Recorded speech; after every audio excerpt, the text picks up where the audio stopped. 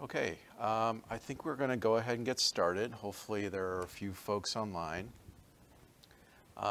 We are streaming this live on our YouTube channel. We'll talk about that in a second, but we'll also be recording it. Just so you know where you are, this is a session on OverDrive and the Libby App. So we're going to focus mostly on the Libby App and go through a complete walkthrough. I have a reflector that I can show our Libby App directly on the screen, and this will also be on the video, hopefully, as you're seeing it online. So we'll go through most of that.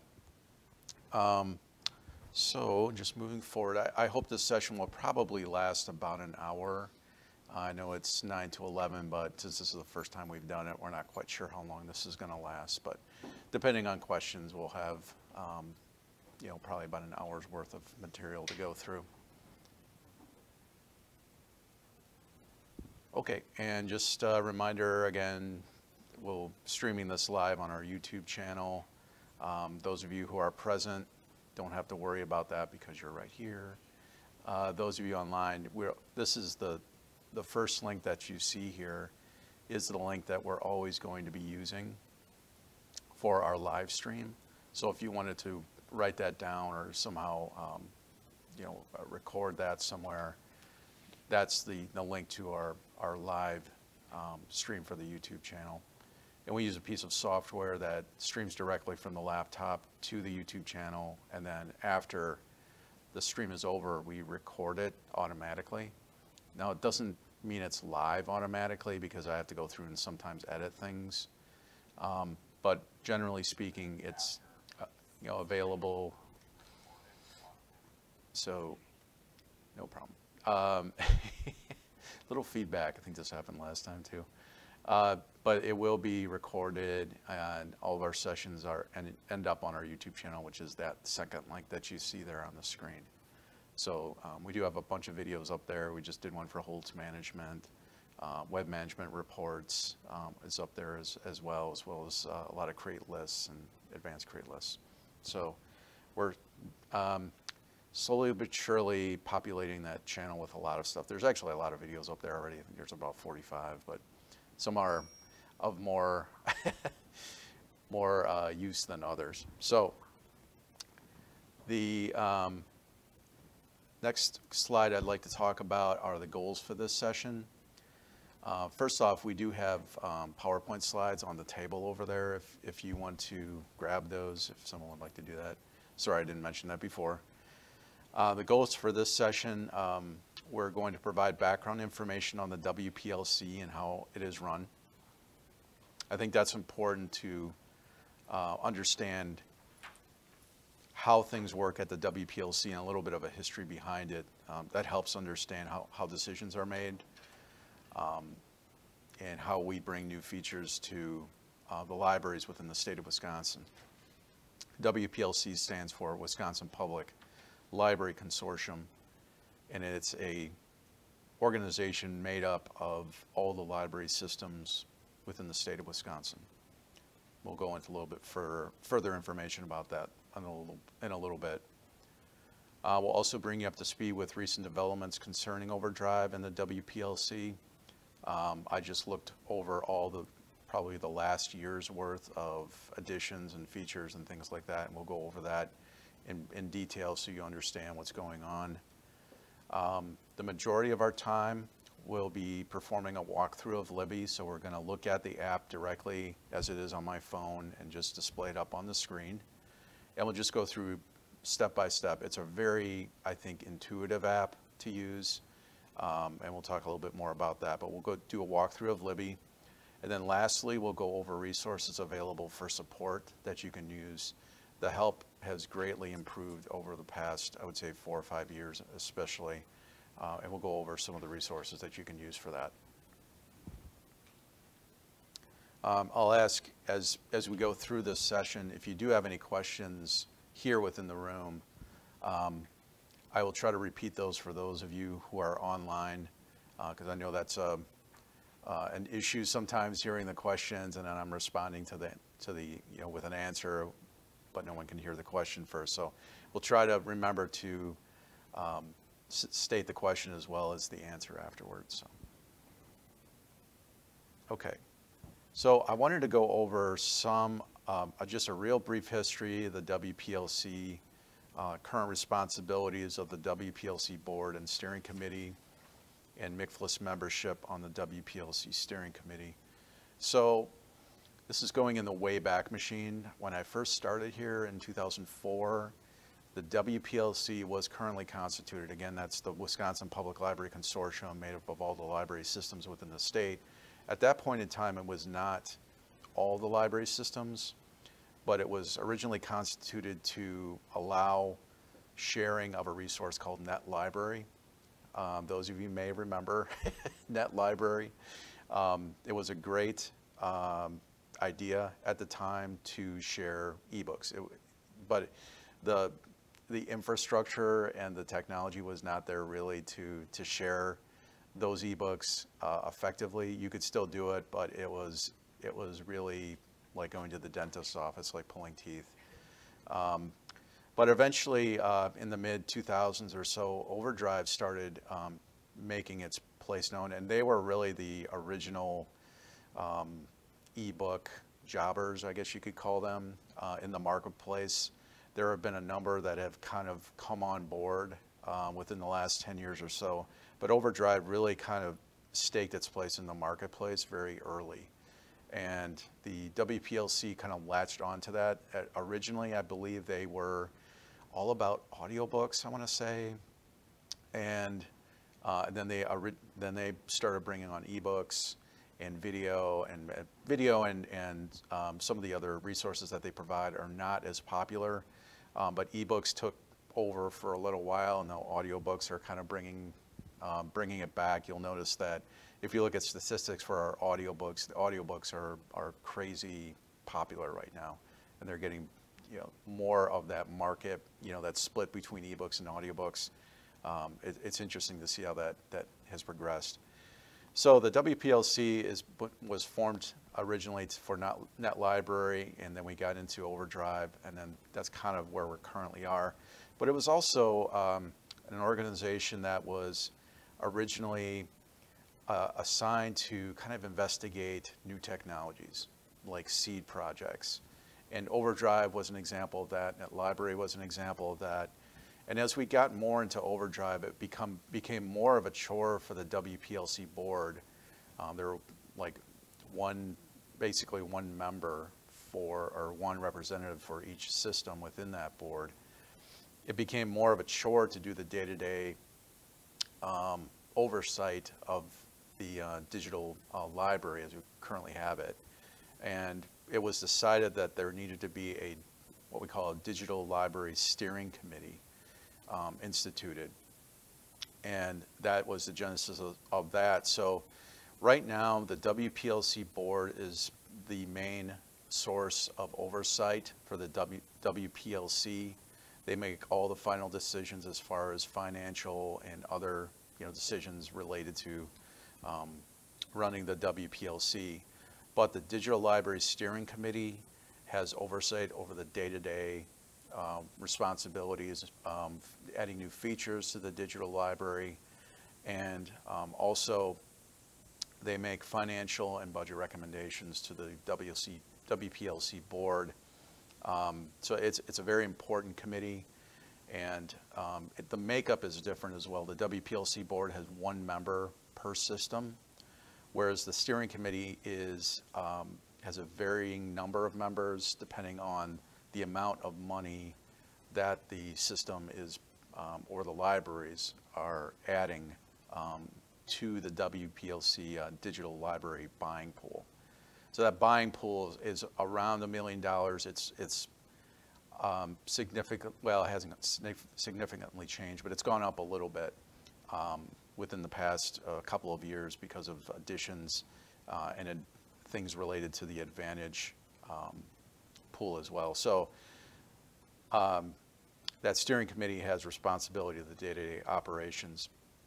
As far as the MCFLS membership on that WPLC steering committee, that membership, we have 3 members from our system.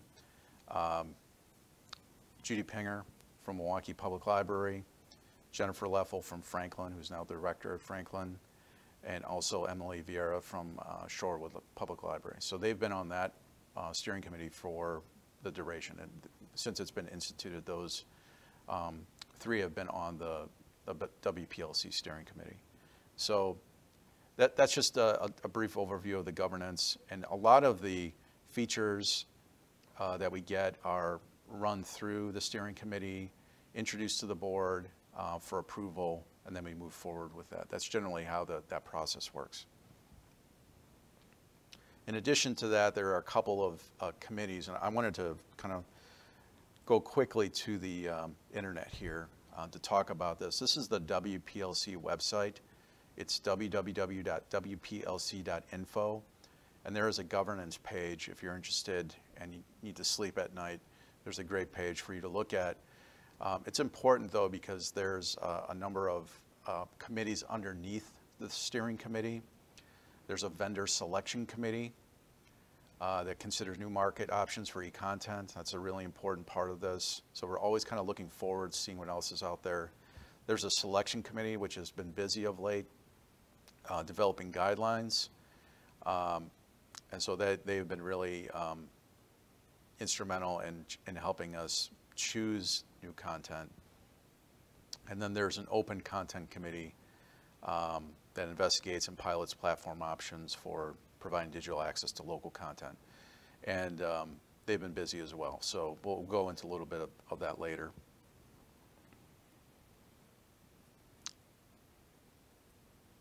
Okay, so I wanted to move forward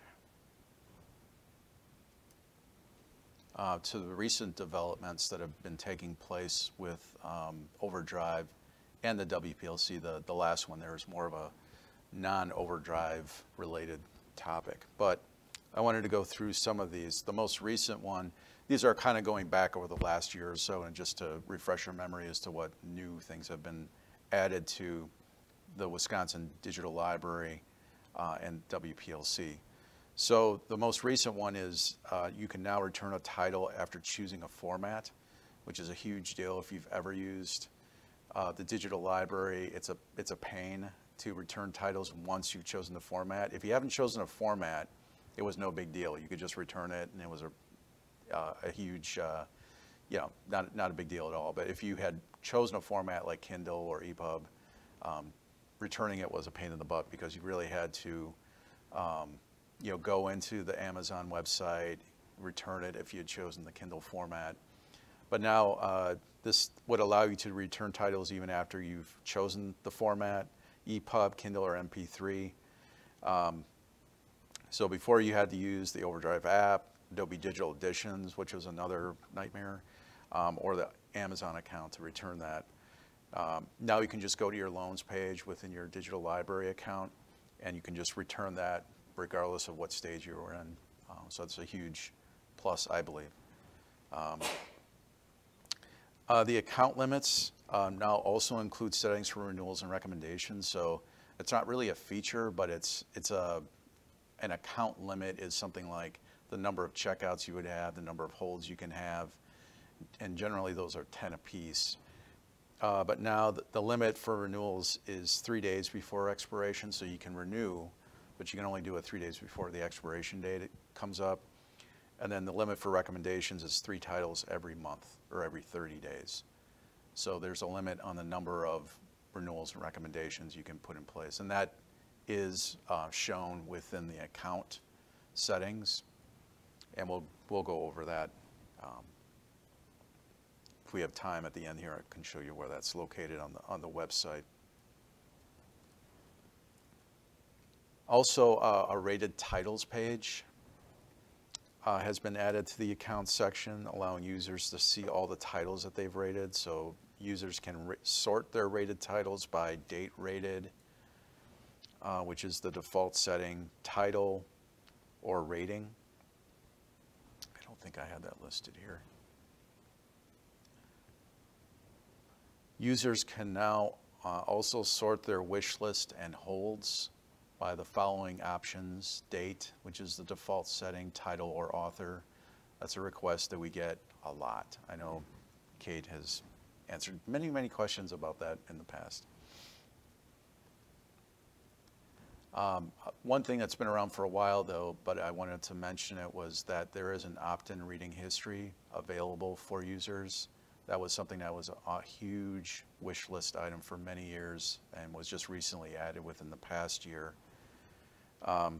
So this is an opt-in feature, so they're not automatically given their reading history, but they can opt in to get it. That automatically displays the titles that the user has borrowed, beginning the day that they make it live. And the users have the option to manually add titles previously read through OverDrive or other sources, so that's a huge deal as well. Users can also see personalized suggestions on the homepage and a You May Also Like collection that recommends titles based on the most recent titles in their history, excluding titles that receive low ratings. So when they opt into this, there is some benefit to, reader's advisory, basically, on the front page, that they're going to benefit from that. What I found too is that it was very, especially with the Libby app, it was easy to remove any of those titles from the reading history if they wanted to, or just wipe it out completely if they wanted to start over. So I found that to be the case within the Libby app, and I believe the same is true with the website, correct? Okay, great. The last thing I wanted to talk about was also the recent developments with the Wisconsin Author Project and BiblioBoard. BiblioBoard is a competitor to OverDrive, and they are, we've entered into a contract.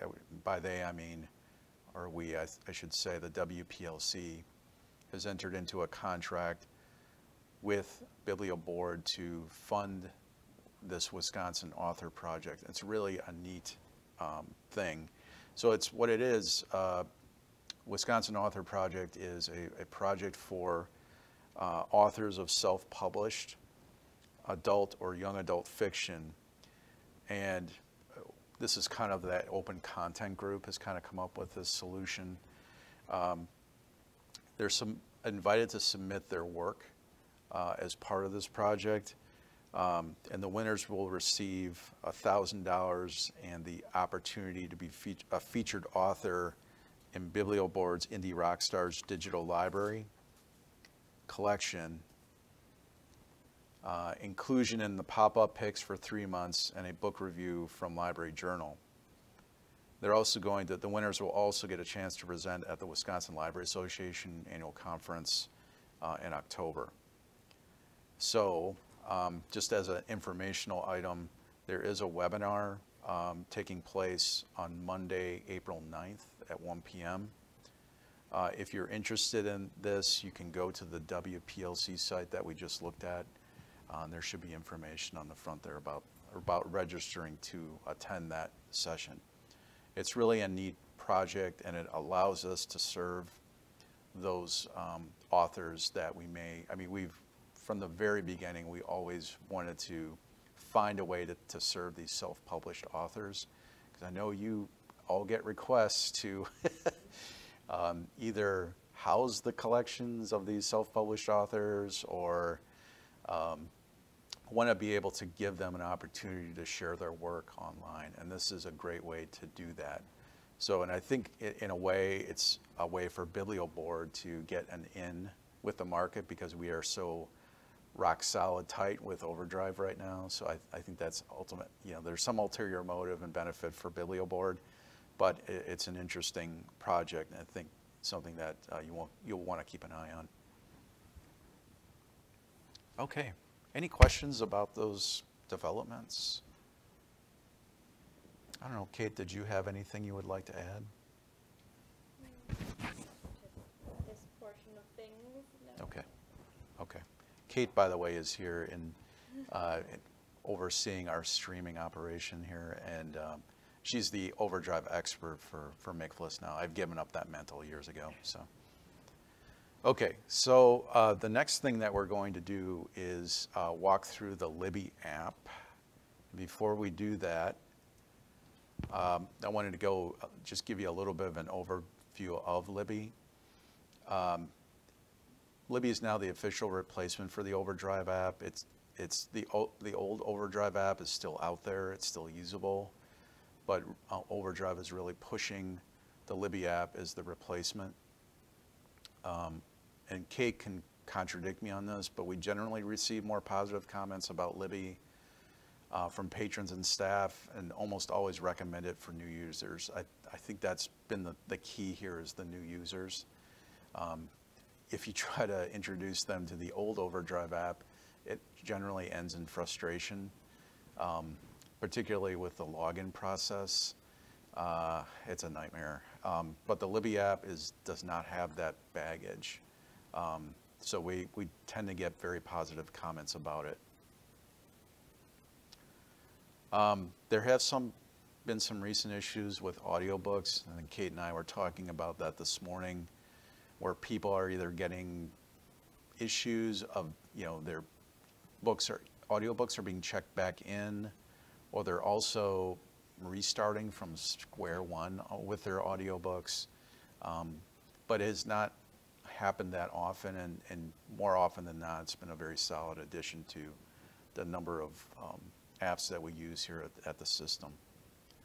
The most important change is the no dual logins thing, which we just referred to. With the old OverDrive app, you had to log in once to get into the Wisconsin Digital Library, and then you also had to log in to, I believe, get into the app or do the syncing process as well. So that was the biggest plus with the Libby app, is just no more dual logins, which is a pain in the butt. So, okay, let's move on. I'm going to go to the next slide, and we're just going to use some screen mirroring. So if you want to bear with me for a second, I'm just going to go, see if we can find this.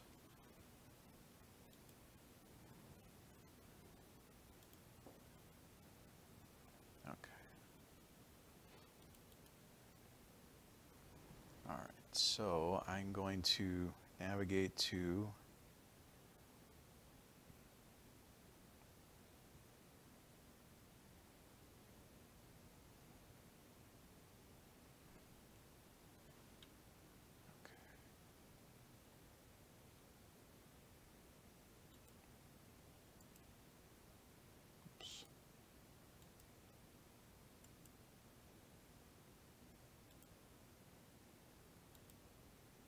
just going to restart Reflector here, just to make it. This happened before, so no worries. Okay.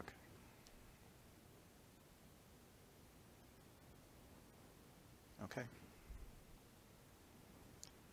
So hopefully everybody can see this online. What we're going to do is just walk through the Libby app. This is just looking at my phone right now, and hopefully you guys can follow along online as well. So the thing that struck me first when using this app is that it's very intuitive. There's not a whole lot of distractions on the screen, so you can pretty much do everything by just focusing on the bottom of the app. So at the very bottom here, on the bottom left, where it says Library, you have the link to the Wisconsin Digital Library collection. So that's your kind of your start point. On the right, you have your shelf. Where it says shelf there, you have access to your account. So between the two of those, you can pretty much get to wherever you need to go. And then on the middle, you will see the last title that was accessed. So if you've opened up, like this is a title, this Mike Lupica title that you see here on the screen. That's something I haven't used in probably a month. But it's still there because I had, that's the last title that I actually accessed through the app. So it's a real easy way to get back right into the title that you were using prior. Okay, so the first thing we're going to do is look at the shelf. So I'm going to go ahead and click on the shelf here in the bottom right. And you'll see there's guides like you see at the top here with the gray area to tap a circle to manage a download and things like that. There's really nice little help additions that we didn't have in the old app as well, but I'm just going to go ahead and hide that for right now. So across the top you'll see we have loans, which is our checkouts, holds, tags, and activity, and we're going to go through each one of those. It's really really easy to use. Obviously, you can use the links here next to each title. I'm obsessed with The Handmaid's Tale, and I just saw the television series, which is really neat. You can open the book or manage the loan if you want to. If I click on the title, though, I get the cover. I usually get all the information I need to work with the title. So I'm going to go ahead and click on it. I can open the book. I can try to renew the loan. That's not going to work, obviously, because I just checked it out yesterday. I can return the loan to the library even though I've checked it out. Send to device, if I click on that, what it generally is going to do is try to send it to like a Kindle or some, if it needs to be assigned to a Kindle, I can do it from that screen. I can also tag it from here, and we'll talk about tags a little bit later, but if I click on that, let's see if I can work. No, it's not working. Oh, there it is. Okay. So there's like 3 types of tags that you can give it, and this is usually like a personal tag. So if I love this book, I'll give it a thumbs up. I can give it a thumbs down, and then perhaps if I want to save this for later, I could use the top one, which is just a stack of books. So I'm going to give this a thumbs up. You can also view the title details below here. Each one of these areas, whether or not it's the loans or holds, gives you the linked card information. So if you click on that image, it will give you some information about your card that you've added. So I was added to this system on October 6th of 2016. I have currently 2 of 10 loans on my account and 0 of 10 holds. I had 1 hold yesterday, but I had placed it on this item and it automatically checked it out to me. I had that setting. We'll talk about that a little bit later. So I have a borrowing history here down below. When I checked it out, it was placed to hold on 27th of March and was loaned out to me the same day. And then there's more information below here about the book. So if you wanted all this exhaustive information, you can get to it within Libby.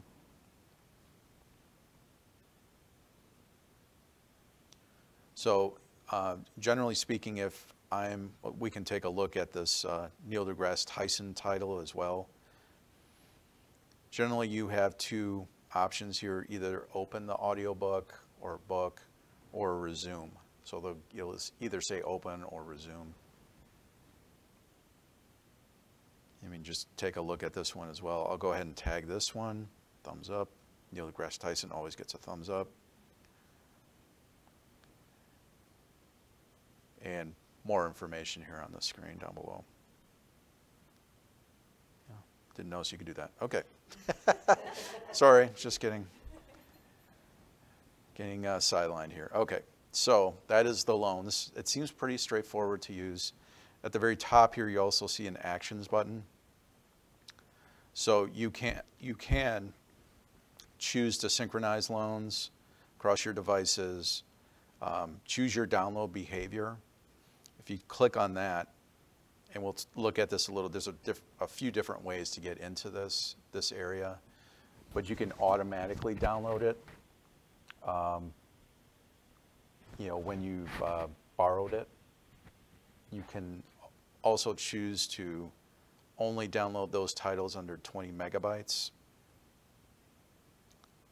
Otherwise, you have to manually do it or do nothing. So each title will stream and be unavailable offline unless you choose to download it manually.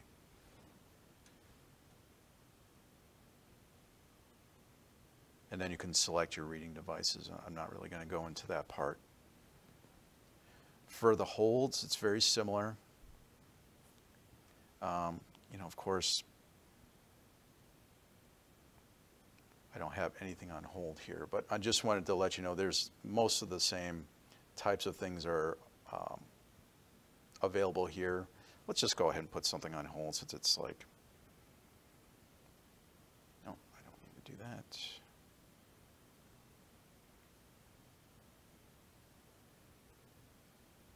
Now, these are all available, of course.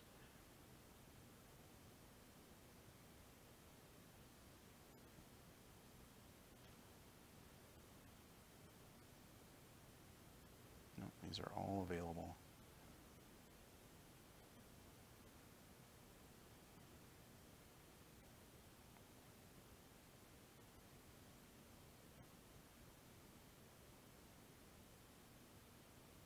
I'm not having any luck whatsoever finding an unavailable title. This has got to be a first.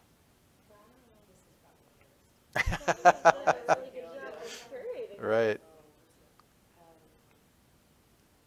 Wow. It's can- Agatha Christie. Okay. All those books are always on hold. Okay, let's do that. We'll revisit the search as well, but let's go ahead. This has got to be a first in the history of. Just borrow, borrow, borrow. Oh, you must have it set to display. Oh, yeah, you're right. You have it set to display. Nope, Mom and Dad are calling. Sorry. Boy, this is turning into a great. You have it only available to display. That makes so Right. much more sense. Right. Okay.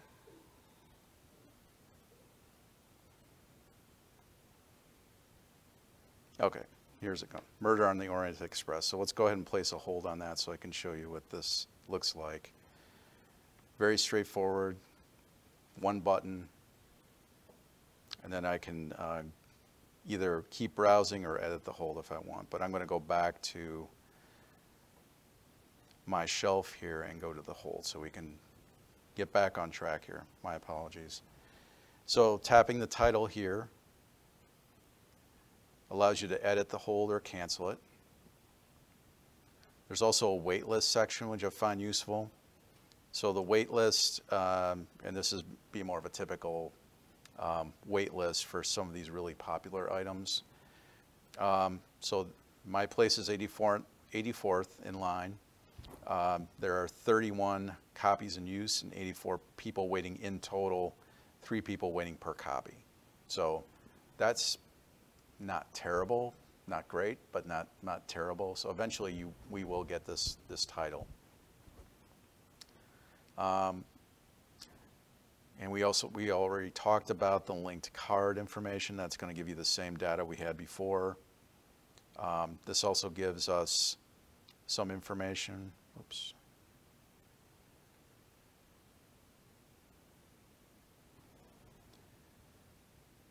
And more information down below here about the title.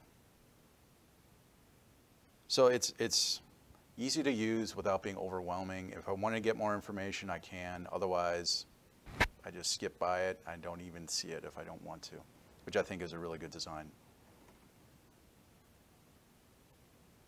Okay, so let's go to tags just to see what that looks like. Okay, so this is where you can see where I added those thumbs up for Handmaid's Tale and the Neil deGrasse Tyson title.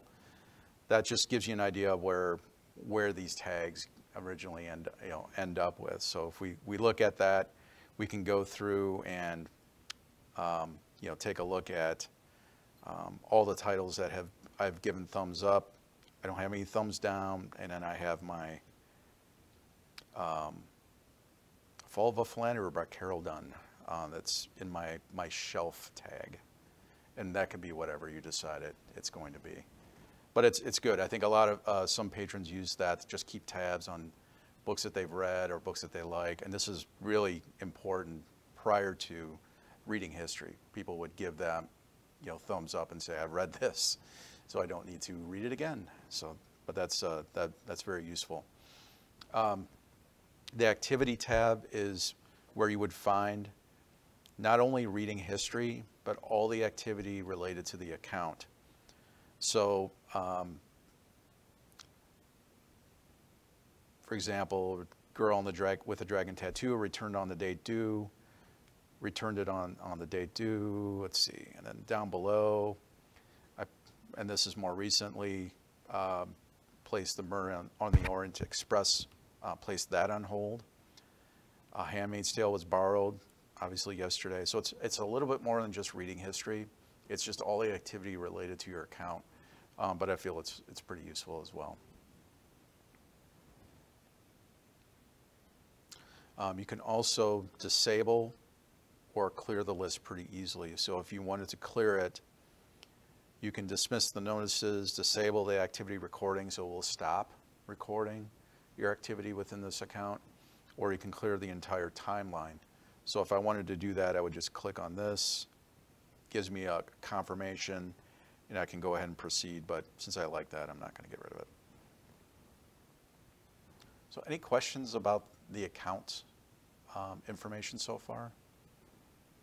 One of the things that Kate and I have talked about over the past year or so since this came out, was that you really can't set your default circulation settings. Like a loan period for audiobooks or whatever, you set it the first time that you check out an item. You say, I always want ebooks for 21 days.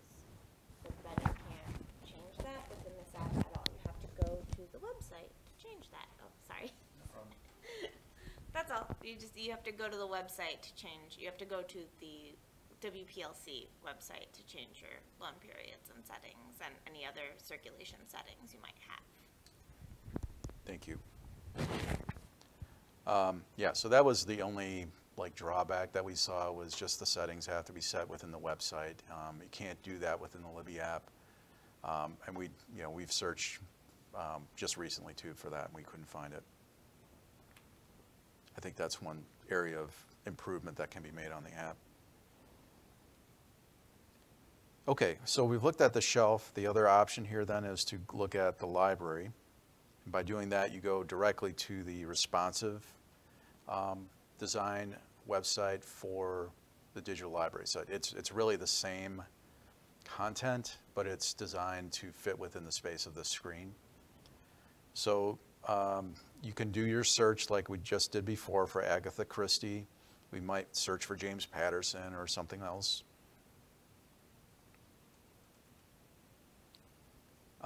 So right from the get-go, you can drill down by genre. You'll notice in the screen here it says listing 215 books, 206 audiobooks. All of those are clickable. So when I wanted to drill down into format, I could just click on that.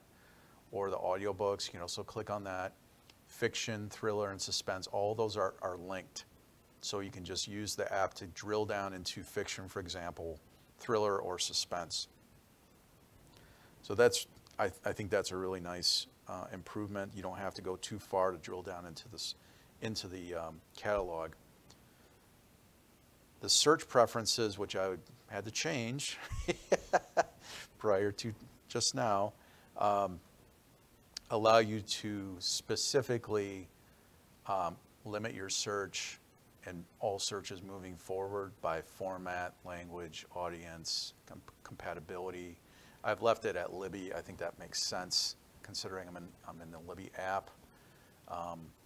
And the availability and popularity, the availability for me, if I'm a patron, I know this didn't work for us before because it just came up with all the available items. But if you click on that and change it to just available titles, I think it reduces the frustration level. But that's totally dependent on your patron. They may be looking for a specific author, and if they have this setting in place, they may not see it. So it's really dependent on your situation. Like if your patron just wants to see what's available, doesn't matter, they're not very picky, that would be a good selection to make. Otherwise, you'd probably want to just see everything, and so that they could place a hold if necessary. On the other side of this screen here, we also have a refine button. So if I click there, we can exclude unavailable titles.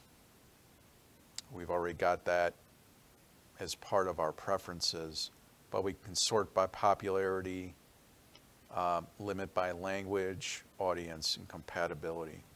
So if I choose language, I've only got English to choose from, so there's no real refinements there. The audience, this is based on the search that I just performed, so it's obviously going to be limited. But we have juvenile, young adult, and general content. And then compatibility, we also have Kindle available if we wanted to add that. I generally don't mess with that part too much, but for the preferences, I really wanted to make sure that I could look at available titles, at least for the demonstration part. Okay, so if I click on the X for preferences, it folds everything back up. It shows me how many preferences I have. So if you're thinking, oh, why am I only seeing things that are available?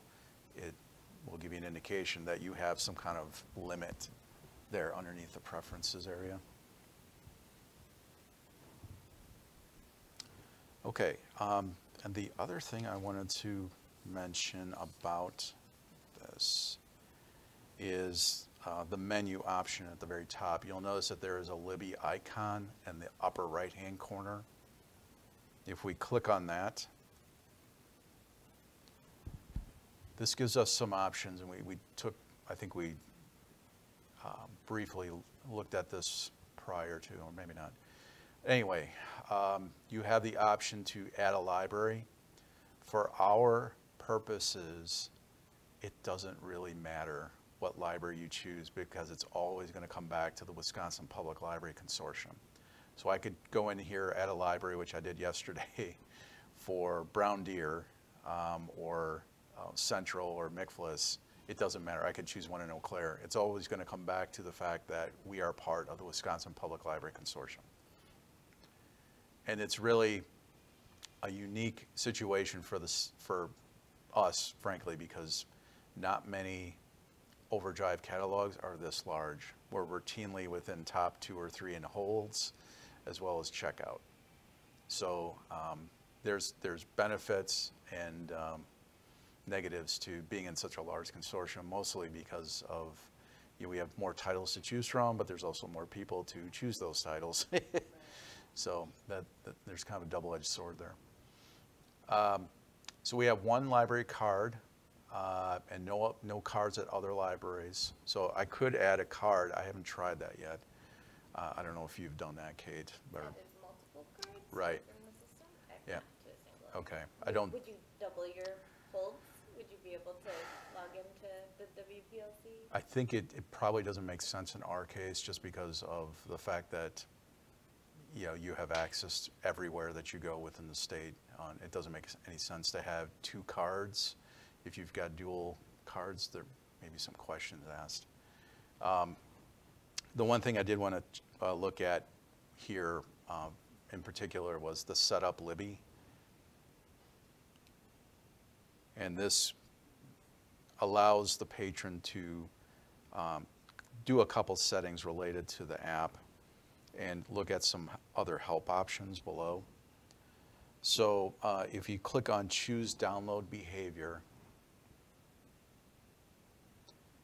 this goes back to that download behavior selection that we looked at before. I've got it set to everything, so it's automatically going to download any titles that I've checked out.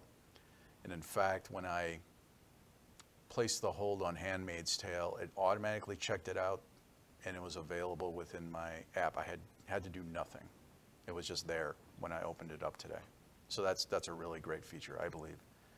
You can also choose to download only on Wi-Fi. So if you don't want to use all your data for your 3G connection or whatever you have for your data plan for your mobile phone or device, you can check that and will only download over when you have a Wi-Fi connection available. So that might be very important for some patrons to be able to do that. Oops, let's go back here. Go back to Setup Libby. You can select your reading devices.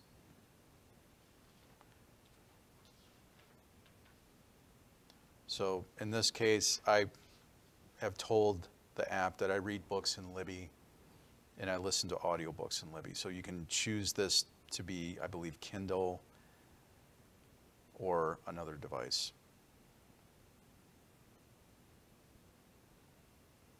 but I think just my personal preference, I'm in Libby, I'm searching in Libby, I'd rather just listen to the books and read the books in Libby if I'm using it.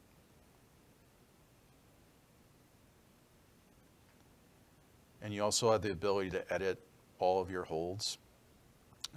So these are hold settings that you can work with. So I have all my hold notices sent to my Gmail account. It's the account I set up within my digital library account. So I really didn't put anything in here. This was automatically placed in there from my digital library account. That's what I had originally before I loaded Libby. So it was automatically placed in there. I also have the ability to borrow holds automatically, which we just talked about. So the Handmaid's Tale, put it on there, it borrowed it automatically for me and put it in my account.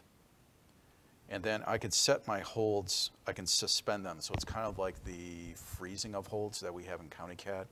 So I can choose to suspend holds, click on that active, and I can suspend it for any length of time that I would like.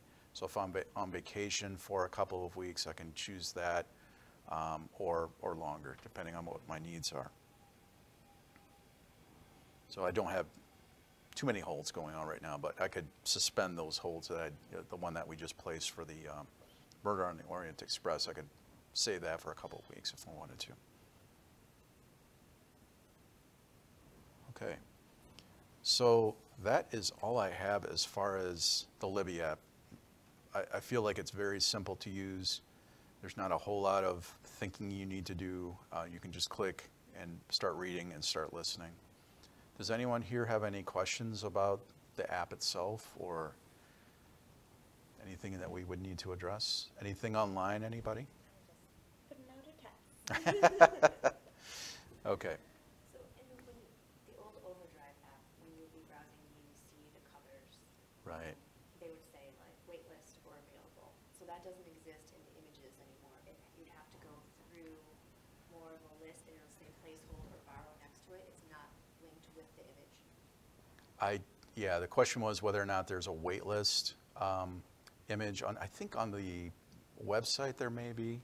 We can take a look at that, but I'm not sure if there's I know what you're saying, like there's a little border on the top that would say wait list or borrow. Yep. I think there's something similar to that, but we can take a look.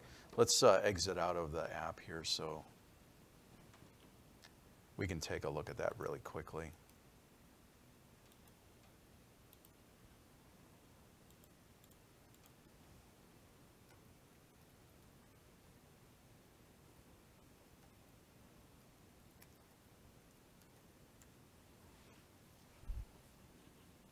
Okay, so I'm going to go ahead and sign in right away. This is a sign-in process that we've going back to. So you'd always sign in with Milwaukee County Federated. My number's already in here. I go ahead and sign in right away. So this one does say available at the top. If we go down further, it does say available. Yeah, then you have wait list. So It's not the same in Libby. They don't have those okay, really cool right. It They looks do like still have the little headphones. If it is an audiobook, that will be part of the image, but there's no longer the headphones are black if you Right, can or borrow it gray. right away, Yeah. or gray if they're not. It's That's just a- that. that's a great point. Yeah. So there's Yeah. yeah there's So it was always a really quick way when you were scrolling through just to see if it was available or not. right. So. Doesn't the wait list do the same thing, which is available? Or, you know, how when you scroll down, some of these are available. Right. Yeah, I So was, isn't that quicker? but not in the app. Yeah, That's- not on the right. website, it's very obvious, but on the app, On the app, it's not. more stylistic now. and Right. Less functional, which I think is true for Libby sort of across the board. It's made to look very nice and slightly less about the sort of jargony functionality. Because that always confused a lot of patrons. Until you became a pro, you didn't really get that. Now it's just click on a cover that appeals to you. Right. And then figure out whether or not you can check it out. Yeah. Right. Okay, Yeah. got it. Yeah, so generally the point being made here was that there's differences in terms of availability options on Libby versus the website, and I think Kate is right in saying it. There was probably a conscious decision on the part of OverDrive to make it easier to read, but maybe we're losing some functionality with, there's a trade-off, I think, taking place here with using the app versus the website and the old OverDrive app. Great point. The other thing, since we're here on the website, I thought I'd let you know is that if you wanted to see the limits, by getting to my shelf here, I clicked on this icon with the shelf on the website. If I want to see my account limits, you click here and then it shows you've got 2 of 10, 1 of 10 holds. And there's where the renewals and recommend the library settings are put in place. So you have renewals can be done 3 days before expiration, and then recommend the library 3 titles every 30 days. So if patrons have questions about where to find that information, it's generally in their account screen on the website at the very top. So it gives you the account limits, front and center pretty much. And this is also then where you can set your circulation preferences. Correct, right. And I believe that's underneath settings. Right, so I've got mine set to the max for ebook, audiobook, and video.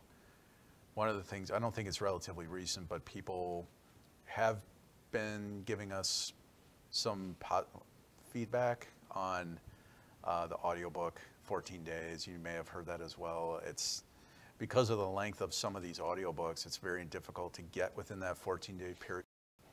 So that's something I think I'm going to ask our steering committee representatives. If you have feedback on that, I'd be happy to take that back with them. Okay. It could be 21. Okay. I think there was a reason for keeping it at 14 days or setting it at 14 days, but I'll have to get information about why that decision was made, and perhaps someone on the live stream can answer that question for us. But as far as that's something that I've heard about. Not very often, but I read about it also on the support site, which is a good segue because we're going to go back to our PowerPoint. Oops, I'll go through here. Okay, so I wanted to go through some of the support resources that you have available. The first one that I would recommend, particularly for staff or any patrons, is the help.overdrive.com screen. If we go there, I'm just going to click on this link. Obviously, they're pushing Libby at every chance they can get at the very top.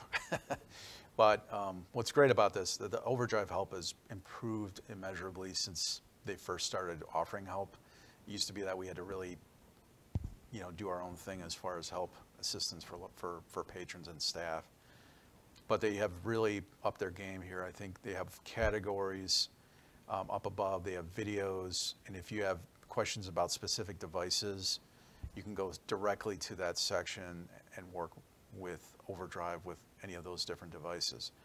I don't know, Kate, if you had any additional thoughts about the OverDrive help site. I found that it's been really useful, and if I had questions about, like, for example, digital editions, I could just, digital editions, if I can spell. It was Adobe ID. Yeah. That was the one that I'm getting nightmares. It's like PTSD.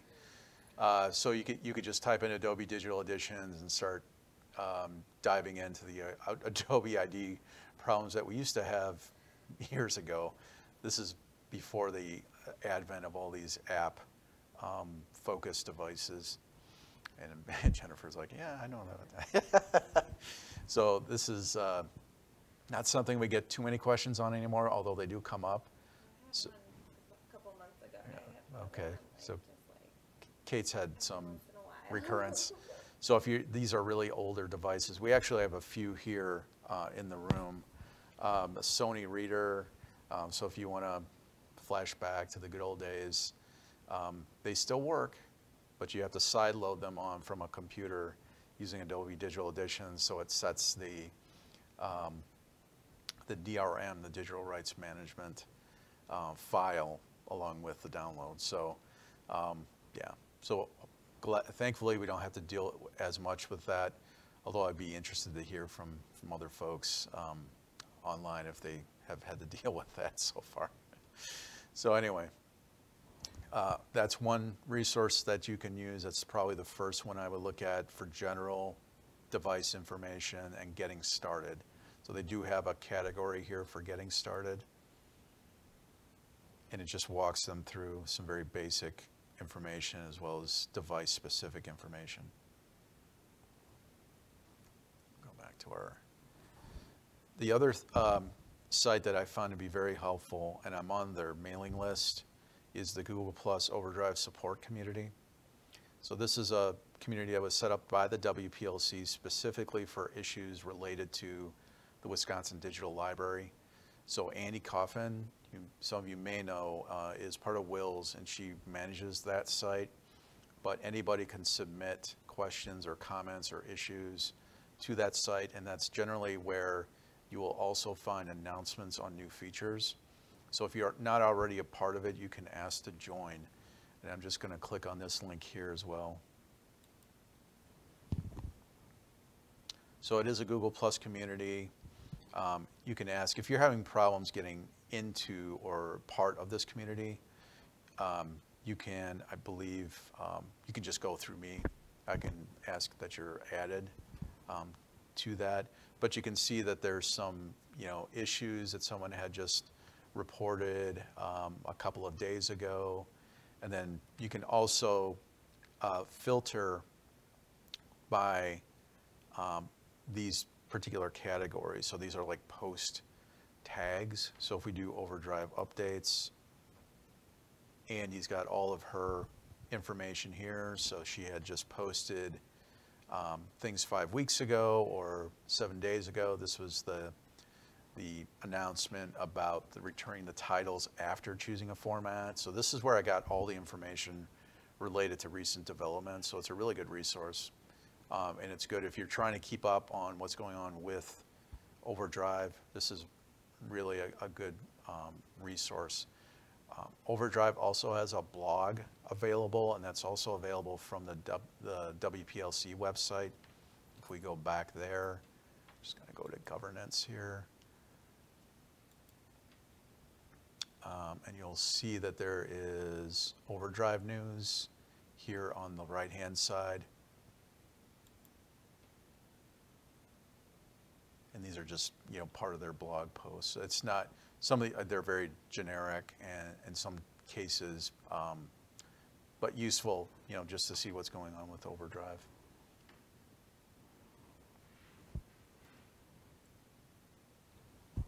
And the last resource we have is Kate. So Kate is, I can't, speak highly of Kate enough as far as her willingness and ability to deal with all kinds of issues related to OverDrive. If you're not having any luck with the OverDrive help screens or the Google support community is not responsive, Kate has a lot of experience dealing with many issues related to all of our electronic resources, and she's very willing to help out any member library with any of those questions. So thank you, Kate. Or even a patron. Yes. Just give the patron my number and send them on to me. That's totally Right. fine too. Yeah, and she deals with patrons. She has a very good reputation among patrons as well. So I know she has her favorites that she works with. But just so you know that is an option. If you can't deal with it straight away at your library, we do have some resources available outside that can help you. Okay, and that is really all I have for you today. We're almost at exactly an hour, so that was right on. So does anyone have any questions either here or on the live stream? Okay. Well, thank you very much. I appreciate you attending, and if you have any questions, I'm always available, and Kate will also be available to answer any issues that arise, and we can help you out with that. You're very welcome. Thanks.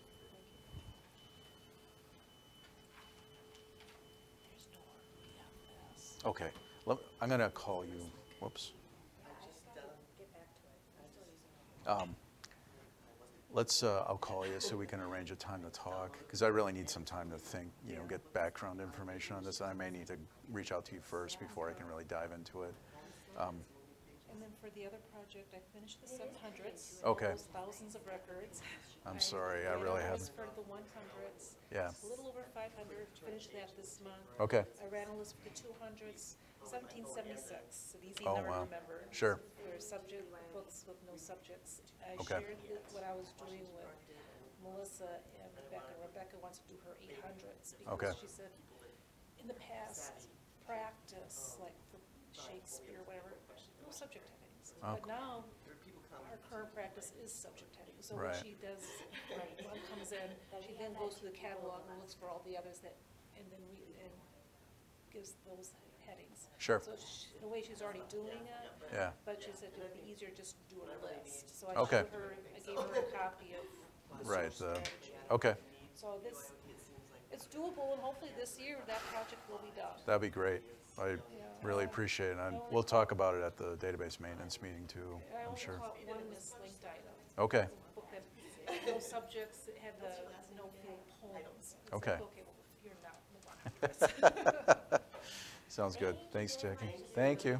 It was Good. very slick too. I just downloaded the app. Oh, great. Started reading a book and it looks great. Yeah, it's really nice. I think you'll like it. Yeah. Excellent. Thank you so much. Thank you. Bet.